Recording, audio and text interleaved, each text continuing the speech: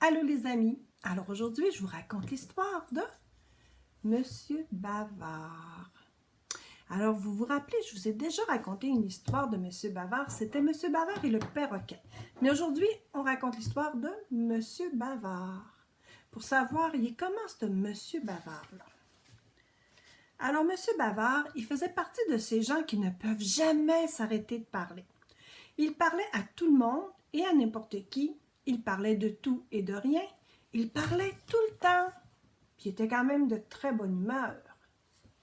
Notre beau Monsieur Bavard, il parlait continuellement. Il parlait interminablement.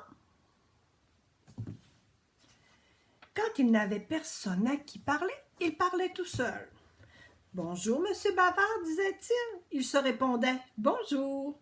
Quel beau temps. » Alors il se répondait « Quel beau temps pour la saison, vous avez raison. » Alors Monsieur Bavard, il parlait tout seul. Remarquez que moi, je connais du monde qui parle tout seul. Ça arrive, hein? En connaissez-vous des gens qui parlent tout seuls?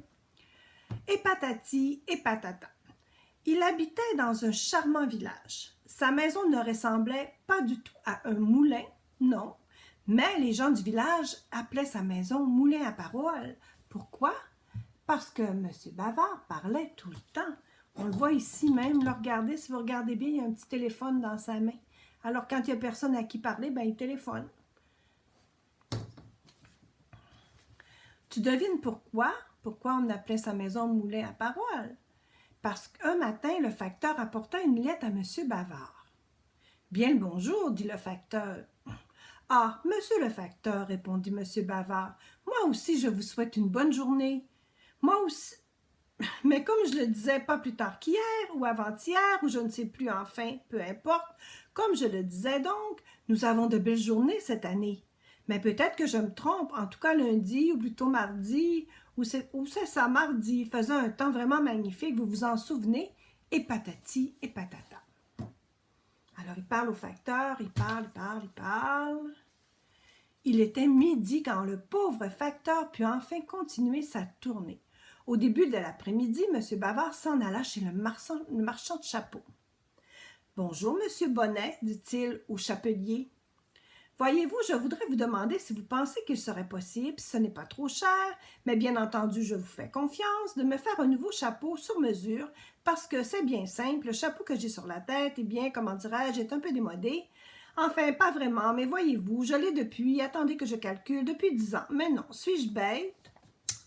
Ils ont dit des choses pour se commander un chapeau.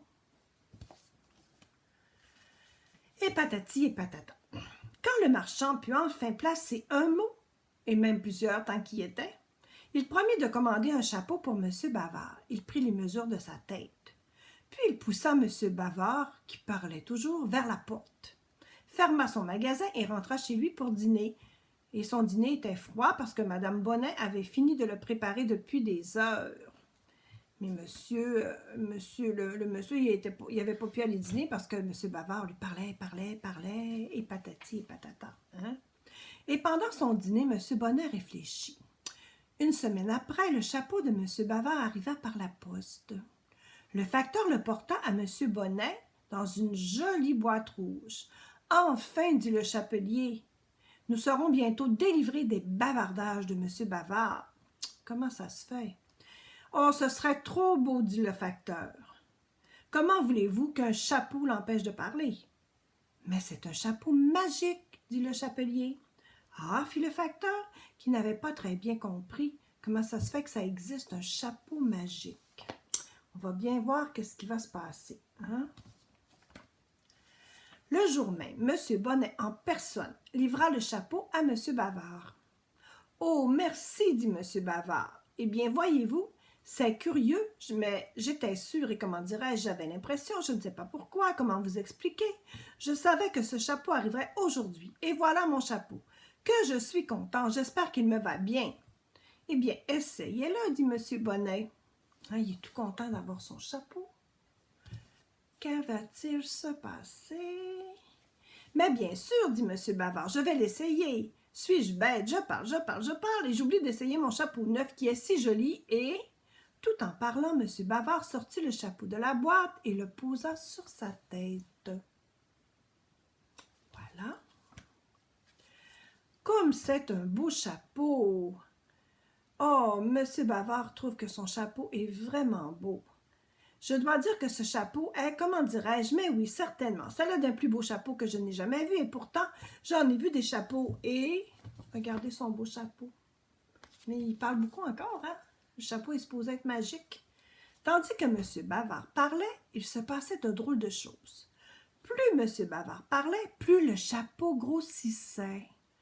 M. Bavard continua à parler et le chapeau continua à grossir, si bien qu'on ne voyait plus du tout M. Bavard. Oh oh! Je n'y vois plus rien, s'écria M. Bavard. C'est curieux, je voyais bien tout à coup, soudain, oui, comme ça. À présent, le chapeau recouvrait M. Bavard de la tête aux pieds. M. Bavard s'arrêta de parler. Dès que M. Bavard s'arrêta de parler, le chapeau commença à rétrécir, jusqu'à retrouver sa taille normale. Pendant ce temps, M. Bonnet s'était éclipsé. Il était parti.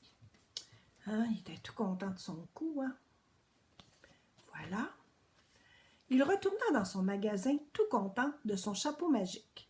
Le lendemain, M. Bavard mit son nouveau chapeau pour aller se promener. Il rencontra le facteur. « Ah, monsieur le facteur, dit-il, je voudrais vous demander ce que vous pensez de mon chapeau, mais je crois avoir compris que vous le trouviez joli, et même que... » Tu devines ce qui se passe, hein? Pendant que M. Bavard parlait, le chapeau grossissait à vue d'œil. « C'était donc ça, le chapeau magique, murmura le facteur, et il continua sa tournée. M. Bavard était devenu aveugle et muet. « pensait-il, il y a un problème. » Il pensa, mais il ne dit rien. Et voilà comment le chapeau guérit M. Bavard de son terrible défaut, car chaque fois qu'il parlait, il était obligé de s'arrêter au bout d'une minute ou deux, parce que son chapeau grossissait tout le temps, puis il ne voyait plus rien. Et il finit par s'habituer à ne moins parler. Regardez-le, avec son beau chapeau. Puis là, étant donné qu'il ne parlait pas trop, son chapeau était juste de la bonne grandeur. Tu ne crois pas que M. Bonnet mérite des félicitations?